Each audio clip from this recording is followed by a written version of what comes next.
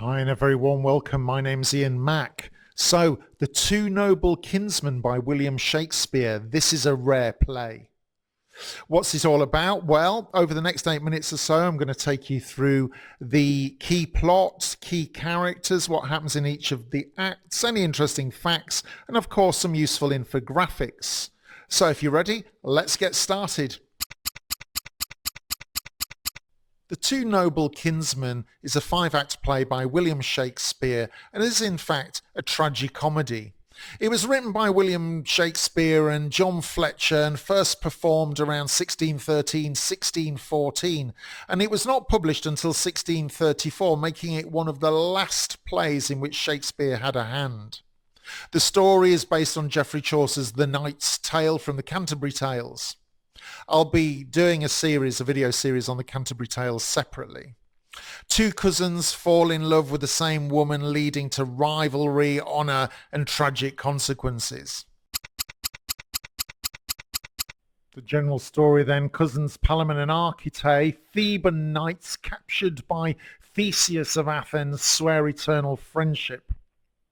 But when both fall in love with the beautiful Emilia, sister of Theseus's wife Hippolyta, friendship turns to rivalry. Archite is released from prison but banished, whilst Palamon escapes soon after. They meet in the forest and challenge each other to a duel for Emilia's hand. Theseus intervenes, decreeing a formal tournament instead. Archite wins, but fate intervenes. He's thrown from his horse and dies, nobly granting Emilia to Palamon. A subplot follows the jailer's daughter, who goes mad with love for Palamon. Though she is gently comforted by another man, her story ends sadly. Themes of love, friendship, honour and fate intertwine in this late Shakespearean romance, which was co-written with John Fletcher. It's worth highlighting 8 key characters. We've got Palamon, a noble Theban knight; Archite, his friend, Palamon's cousin and fellow Theban knight. We've got Emilia, the girl that they both fall in love with. She's sister-in-law to Theseus, sister of Hippolyta. We've got Theseus himself, who is the Duke of Athens, and Hippolyta, who is the Queen of the Amazons. The jailer's daughter, which is the subplot, a country maiden who falls hopelessly in love with Palamon. The jailer, father of the jailer's daughter.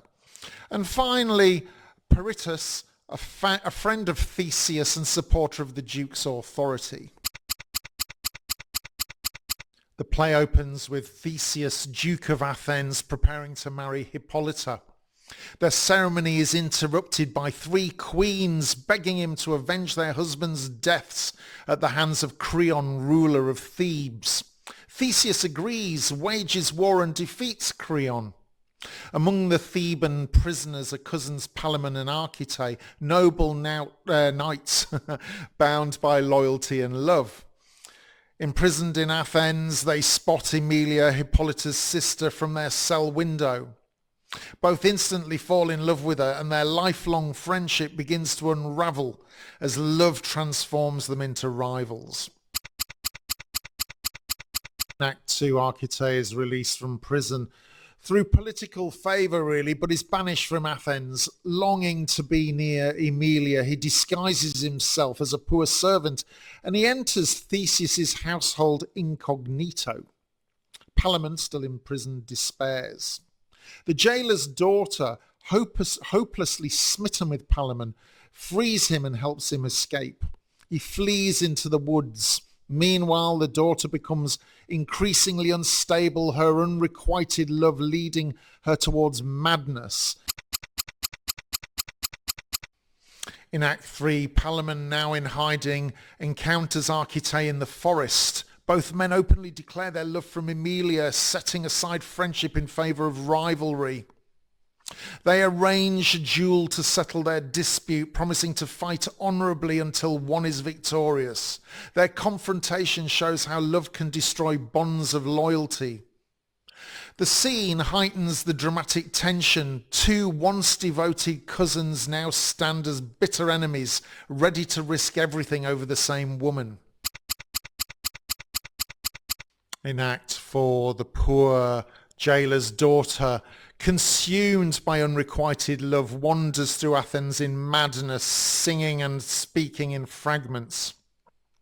Her plight provides both heartbreak and comic relief. Meanwhile, Palamon and Arcite begin their duel but are interrupted by Theseus and his court. Rather than allow an unlawful fight, Theseus insists the conflict be resolved formally. A grand tournament will decide who wins Amelia's hand. Both knights accept, preparing to place their fate in the balance of law, the gods, and fortune. In the final act of the play, before the tournament, the characters pray. Palamon to Venus for love, Arcite to Mars for victory, and Amelia to Diana for guidance. The gods grant all three prayers. In different ways, Arcite triumphs in the tournament, winning Amelia by right. Yet as he celebrates, fate intervenes. His horse throws him, mortally injuring him. Dying Arcite yields Amelia to Palamon. The play ends with bittersweet closure. Palamon gains both love and loss as he marries Amelia but mourns the death of his beloved cousin. As useful footnotes, scholars generally agree Shakespeare wrote Acts 1, 2 and part of Act 5, while Fletcher wrote much of the Act 3 and 4 and contributed to Act 5. Its style reflects this mix. Shakespeare's depth of poetry blends with Fletcher's lighter, more comedic touch. It was likely first performed by the King's Men, which was Shakespeare's company. It wasn't included in the first folio of 1623, which is why its authenticity was once debated. Today it's rarely performed compared to Shakespeare's major plays, but it holds an important place in literary history as Shakespeare's last collaborative work. A rarely performed play, but nonetheless very important, particularly as it's Shakespeare's last collaborative work. Thank you so much for your time, and I hope it's helped to get you started with this play. Don't forget to share any additional information you've got with fellow compadres. We're building our arts community. I look forward to meeting you again in the next one, and until then, my name's Ian Mack. Time, as always, is knowledge.